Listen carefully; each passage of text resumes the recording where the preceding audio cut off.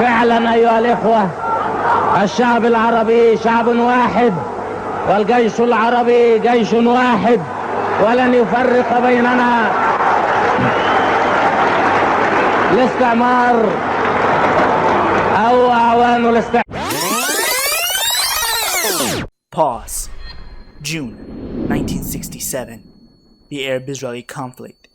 Tensions are high, and Israeli forces are preparing for the invasion of Egypt. The Six-Day War is about to begin.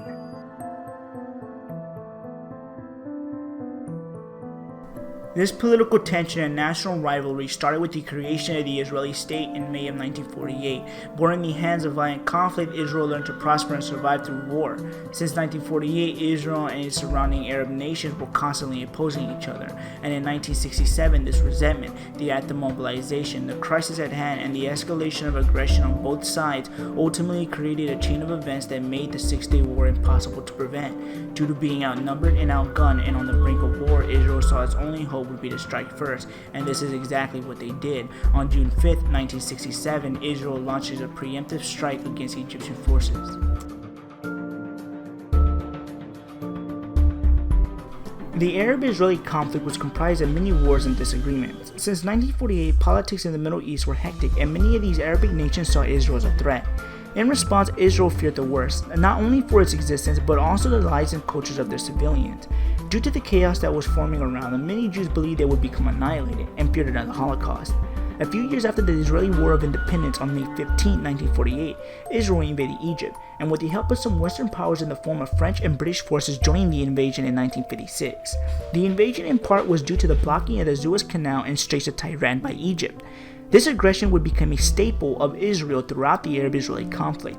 The Suez Crisis was a massive victory for Egypt, as Western and Israeli forces were forced to pull out of occupied territories under the pressure of the Soviet Union and the United States.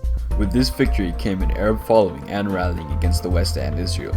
Gamal Abdel Nasser of Egypt was seen as the leader of the Arabs. He envisioned a new Arab world, a great Arab nation that was strong and independent, but to Nasser there was one major obstacle: Israel.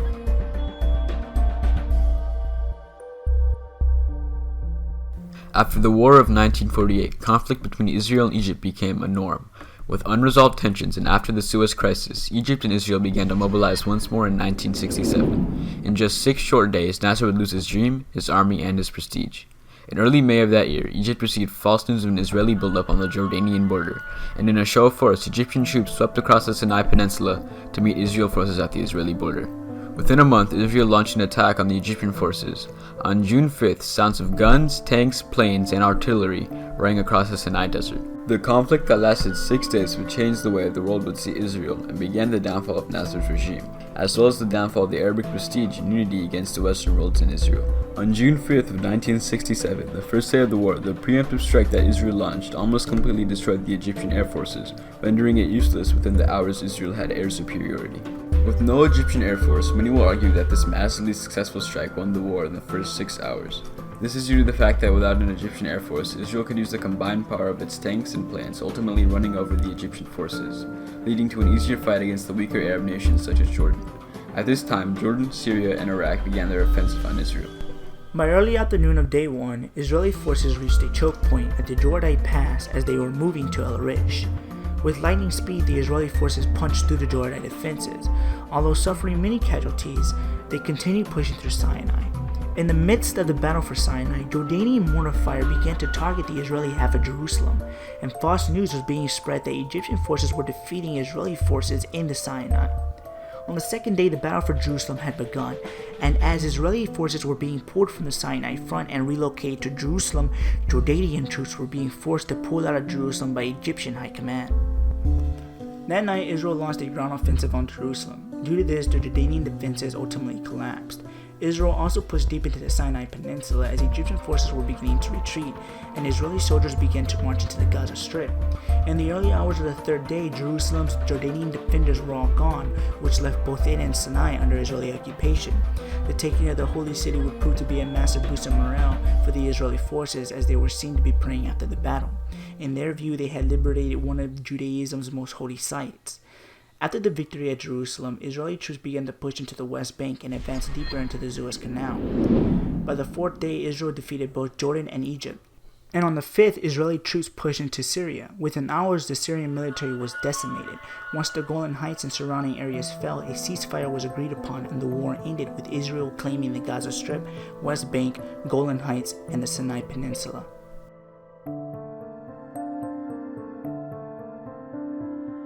After the war, the coalition of Arabic nations weakened and the Palestinian people felt defeated as well as betrayed. Egypt had let down its allies and its prestige was lost. Although this was an immediate impact of the war, long-term impacts also echoed throughout the years of the Middle East. This was not the end of the Arab-Israeli conflict, as within 6 years a new war between Israel and Arab forces led by Egypt and Syria would shake the face of earth once again. Although the Six-Day War was not the end of the conflict, it did set precedents for the future of the region, and efforts to end the conflict began. The war led Israel down a path of occupation and left an Arab world so traumatized that more nations would turn against Israel and use militant action. After constant fighting from 1948 to 1973, the first signs of effort towards peace began to show. The Camp David Accords was the signing of peace between Israel and Egypt and an agreement for peace in the Middle East. Yet 50 years later, we still live in a world so massively affected by the events of June 1967. The First Intifada in 1980 proved that the acts of 1967 were still relevant.